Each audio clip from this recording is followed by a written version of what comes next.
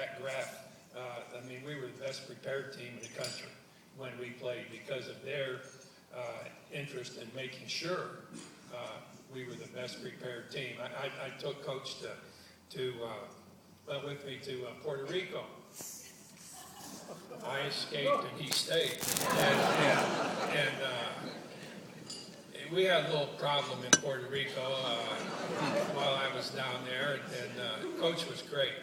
Mike Krzyzewski was with us, and we had a really good time, and we're getting ready to play for the gold medal. We're playing Puerto Rico for the gold medal. Coach Taylor's sitting beside me, and then Mike's sitting on the other side of Coach Taylor. And they're just getting ready to throw the ball up to start the game. Coach Taylor puts his hand on my knee, and he says, "Boy, if hand grenades come rolling at us, don't expect me to dive on them."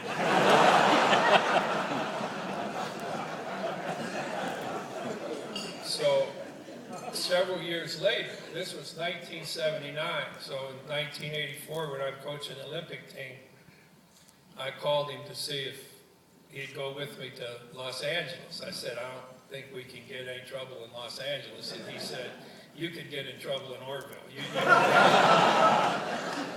And he said, "Well, let me think about this and see if I can work it out," because I really wanted him to have the experience in the Olympics that we were going to have. And he called me back and he said, "I'd really like to go, but I can't." And I said, "Well, is there something we can get you out of?" And he said, "No." He said, "Yesterday morning we were eating breakfast, and Eileen said to me, 'You know, you survived one trip with him. I don't think you can make it twice.'" But I think nothing could please me more than to be involved in something that carries Coach Taylor's name. I think one of the neat things I've ever been asked to do in my lifetime was a couple years ago when our team was here, Richie and Mel and Dick and all the guys that are here, and we came back and I was asked to lower the banner in the basketball arena with Coach Taylor's name on it. And I thought that was something that was long overdue. And I think that when you have an opportunity to do so, you look at his record. I think he just coached 16 years, and he accomplished more in 16 years than I think anybody that has ever coached in the Big Ten. We had a great experience when we were in Puerto Rico with the team and with Mike. We had Mike doing a little bit of everything, and Coach and I kind of needled Mike along the way, like we were trying to bring him along as slowly as we could. He was still coaching at West Point at that time, and we had a great time. And it isn't just that Thad and Billy mentioned about the influence he's had, and Coach Taylor had a great influence on Mike during that time. And I know that if Mike were here talking, he would talk about the influence that Coach Taylor had. And I think that what he did, and as I said, when I was coaching at Army, he came up to Madison Square Garden from the NCAA finals to see us play. And I think every one of us that has played for him would be very, very quick to say just what an influence he had on us in terms of getting things done, the idea of preparing for something. I'm in the process. I just sold a book to Amazon. They've started publishing. I just sold a book called The Power of Negative Thinking. And I've always been a negative thinker. You know, it's like we took every positive phrase you can think of, like the early bird gets the worm. Well, what we wrote was, so what? It may be covered with horse shit.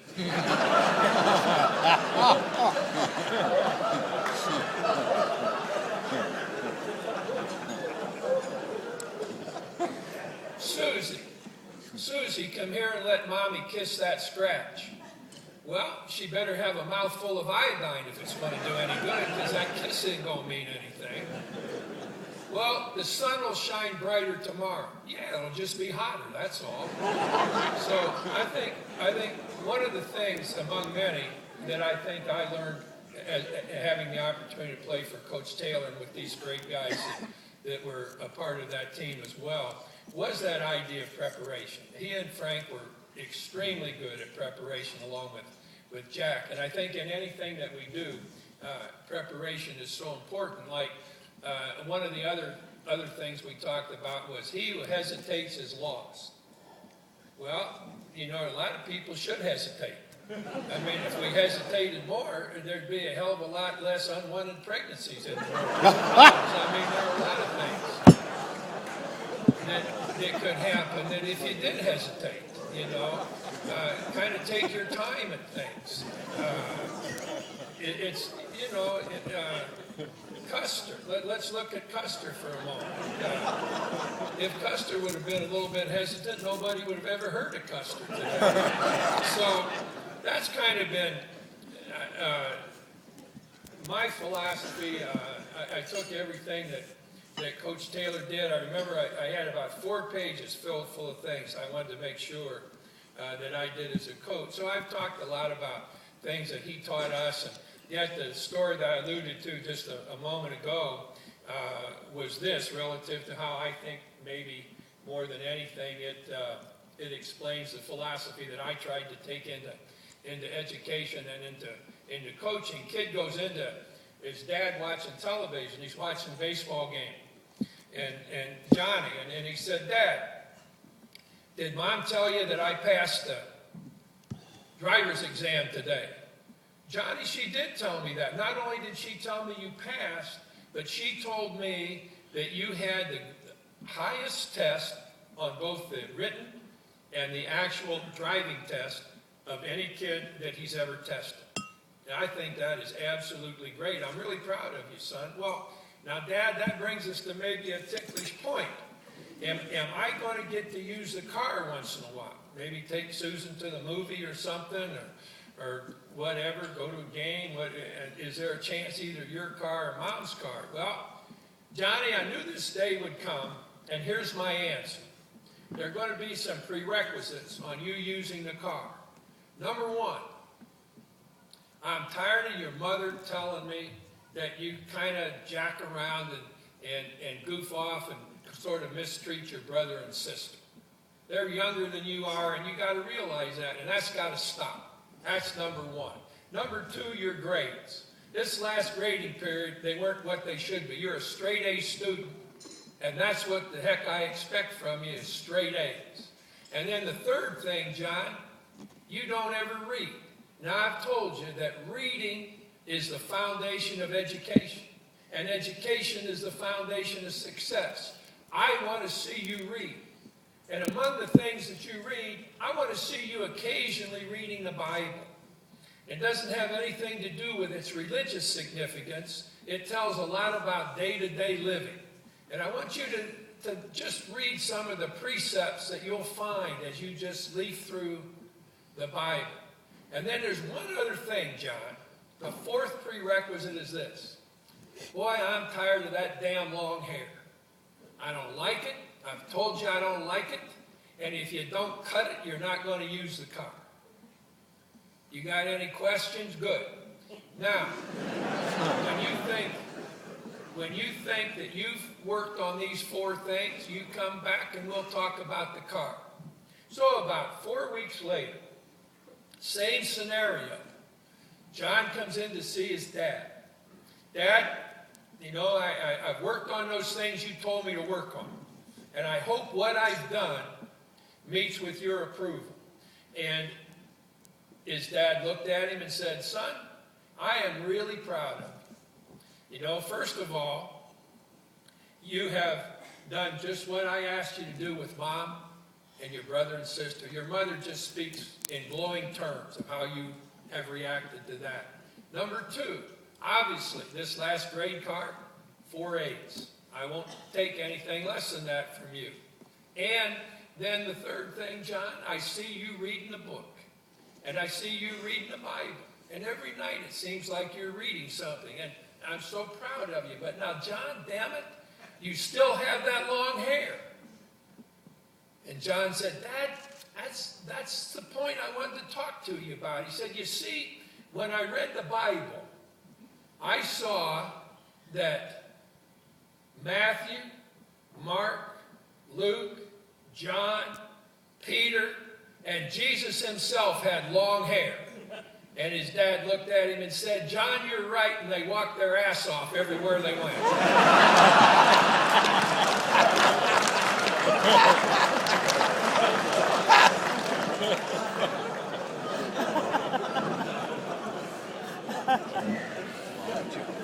There are some really funny things happening in coaching, and I know I used to enjoy talking with Coach Taylor about this. Mrs. Taylor, you have to be happy about one thing, that your husband was not paying for all the phone calls I made to him during the time I was coaching. That if the bill would have been astronomical, because sometimes I would hesitate because I just called him a couple days ago to ask him about something, but I never hesitated to the point where I didn't call him. Interesting things happen. I'll just give you one example of one of the great things that can happen along the way to coaches. We're playing up at Minnesota, and we're ahead by 3 at the half. And they have a kid named Williams playing. He played in the NBA. I think he played for the Knicks. And Scott May, who's a great player, is guarding Williams. And I look at the stat sheet when I come off the floor, and I'm kind of studying it, walking into the locker room, and I see that Williams has scored 22 points against May. So very quietly, I walk in the locker room, and I say very quietly, Scott, Williams has scored 22 points in the first half. 22 points, Scott. How the hell do you expect us to win this game, and you can't guard Williams? Now, one of our other kids was Bobby Wilkerson, who was the most valuable player I ever coached. I mean, nobody could score against him. He was just a great, best defensive player ever. Never said a word. I never heard him say a single thing. And when I said, Scott, when the hell are we going to stop Williams? And over in the corner, Bobby very quietly said, when you put me on him. And I looked at Scott and I said, well, what the hell do you think of that? And Scott looked up at me and he said, Coach, I think it's a damn good idea.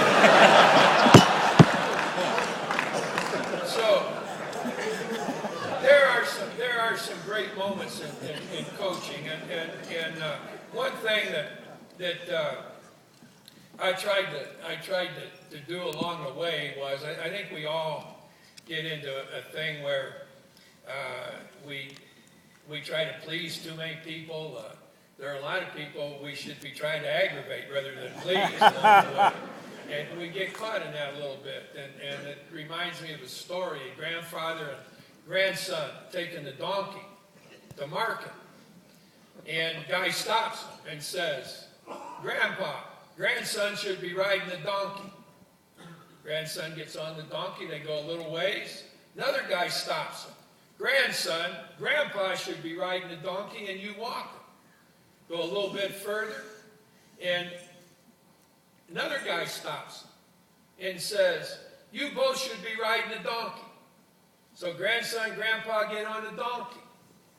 They go along, and another guy stops him and says, you two shouldn't ride the donkey. You should be leading the donkey. You two should get off the donkey. Both get off the donkey. They lead it a little while. They get to a point where another guy stops them. You ought to be carrying the donkey instead of riding it, you two. So grandpa and grandson grab the donkey. And they're walking across the bridge. And they slip. And the donkey falls out of their grasp into the river and drowns. This is a great thing for Urban and Chad to remember, or Urban and Thad to remember. When you try to please everybody, you lose your ass. Now,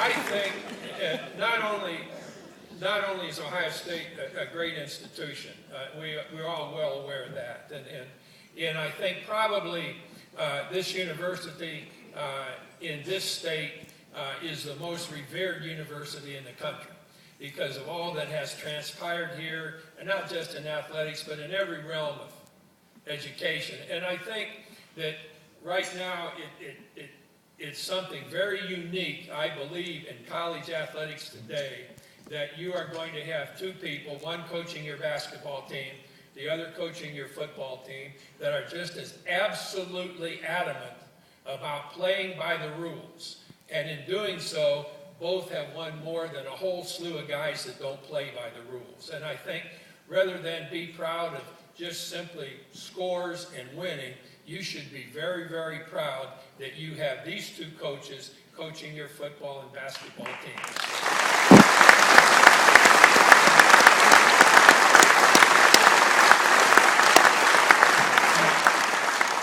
I just kind of leave you with this.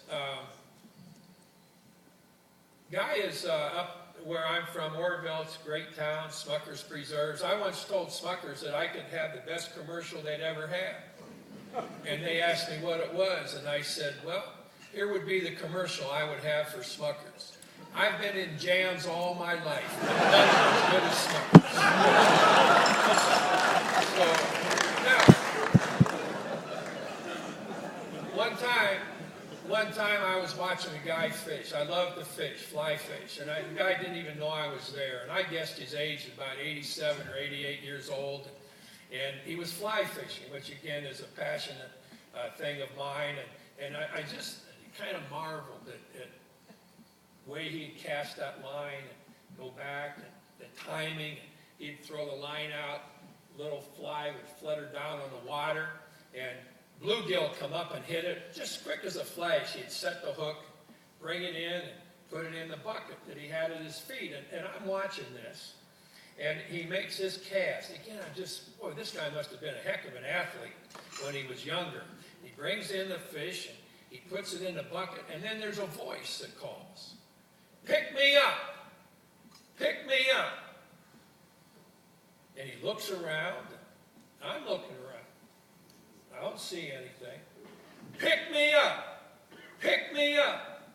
And he looks down at his feet, and there's a big frog. And the frog looks up at him and says, "Yes, I'm talking to you. Pick me up and kiss me, and I become the most beautiful maiden in the world. I'll give you pleasures no man has ever dreamed of for the rest of your life. You will be young again, with me as your servant, at your every command, all your wishes I grant. Be the most beautiful maiden in the world, and pleasures." And with that, he picks the frog up and looks at it and sticks it in his pocket. And the frog said, "Did you hear what I said? Were you listening? I'll provide you with pleasures that no man has ever encountered. You're 87 years old. I'll extend your life beyond belief with pleasures. Did you hear me?" And he opened his pocket and said, "Yeah, I heard you. But at my age, I'd rather have a talking frog."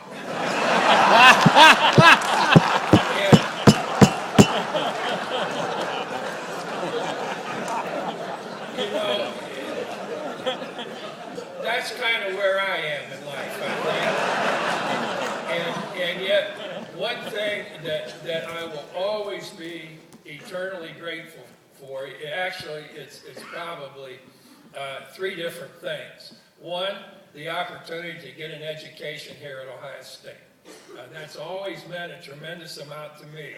And I think the players that I got to play with, that were before me, and players that were after me, that I got to know and play with, and some of which we lose track a little bit, but some of which we stay very close to each other. And that was a second great experience for me. And I think the third greatest experience, and I think the most important thing that ever happened to me as a person, was playing for Coach Taylor, because I developed. I was smart enough, I think, to know just how good he was and how many things that he did that enable us to win games that maybe we wouldn't have won otherwise. And I think that the opportunity that I had to be here, and then the opportunity that I had, and I know I was a pain in the ass to him because I called him so many times and asked him so many questions, but never once did he ever say, well, I'm too busy, or give me a call later, or whatever. There's no one that has been here that enjoyed a professor. I had a great professor here named Gene Gilliam. Gene's here somewhere in the audience tonight. He was my student teaching advisor when I taught out at Whetstone to complete my degree. And Gene was a great influence on me and when I was here as a student. And there were others, but nothing in my lifetime has matched the feeling that I had for the opportunity to play for Coach Taylor. Not just the fact that we won so many games, but how I learned to prepare and how I learned what was important and how I learned about the game and what I learned as a player I was able to use as a coach. And I simply wind up by telling Eileen and the girls that, Eileen, there is no doubt in my mind that you were very smart in not letting him come to Los Angeles with me to that return. Thank you very much.